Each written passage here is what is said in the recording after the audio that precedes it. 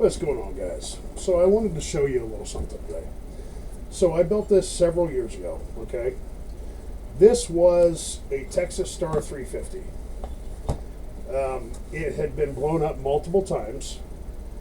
It was beaten all to hell. The faceplate was bad. The meter was bad. The switches were bad. It was junk, okay? So it went on the parts pile. A customer of mine, several years ago, I think it's probably been 5-6 years now, asked me to build him a high drive 2-pill that he could use with his Striker 955. It was right when the Strikers came out. And so I said, well, how much money do you have to spend? And he said, well, I'm kind of broke, but I need as much as I can get for the least amount of money.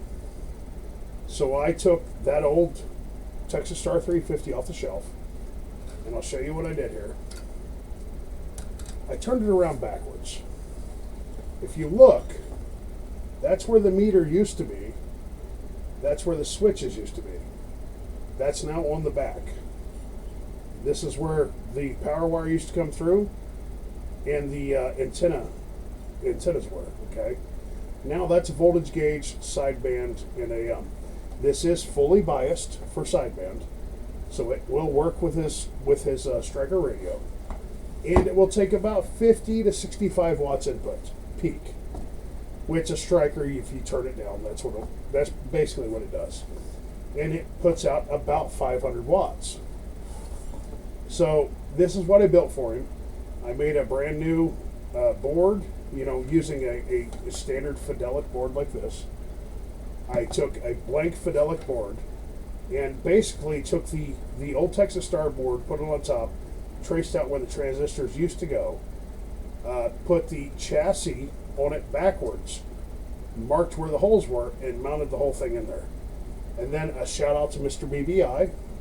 This is transformers that came from an old Stonewall Jackson amplifier he sent me.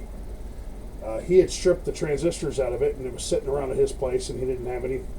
Instead of throwing it away, he sent it to me, and I used the input and output transformers from it. Basically, the only thing new in here, the bias circuit, the relays, the transistors, of course, the resistors and all that stuff, the switches, the meter and everything. But I try to use as much used stuff as possible. So, old Texas Star heatsink, old Texas Star chassis, old Texas Star lid. And before any of you guys get on me about doing this lid like this lid had a bunch of holes drilled in it, and it was rusted. So I ripped the outside coating off. I repainted it Battleship gray, and I put the fan on it, and it made a hole for the air to come out of, because there's no place for air to come out of the inside of the amplifier. And man, the thing just really works. And it's kind of a bucket mouth 2-pill, because if you look at like a standard 2-pill, this is a 1x2, generally use this for a 2-pill. You see the size of the heatsink on it, right? Look at the size of the heatsink on this thing. I mean, come on. That is way better, right? So even though there's no fans on the heatsink, this thing can talk a very long time. A very long time. And not get too hot. So there we go, ground the case. It lights up green inside, as you can see. The fan blows the air in, across the components, and comes out this side. Voltage is at 15 volts right now. I don't know if you can see that. Voltage is at 15 volts. And then this is your sideband light right here. Now, I made those to light up all the time because, well, it looks cool. And the person that originally had this had a power supply I built for him that was all green lit. And he was, it's Battleship gray and green because he was in the military back in the end of World War II and the Korean War. So he has since passed away, and this is going off to a new home. But she's still running good, still doing about 400 watts, 400 to 500 watts, depending on how hard you hit it. But yeah, it's just a neat little amplifier. And this really is like the cheapest way you can build a high drive 2-pill.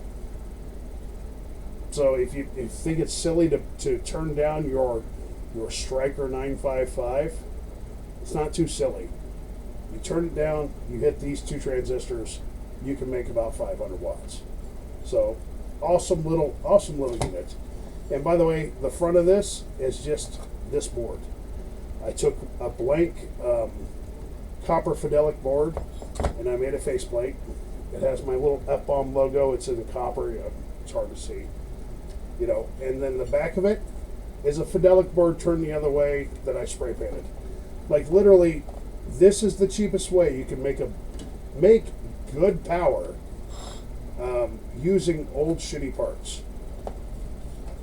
I just want to share that with you. It's a neat box, and it does 450, 500 watts, 400, 500.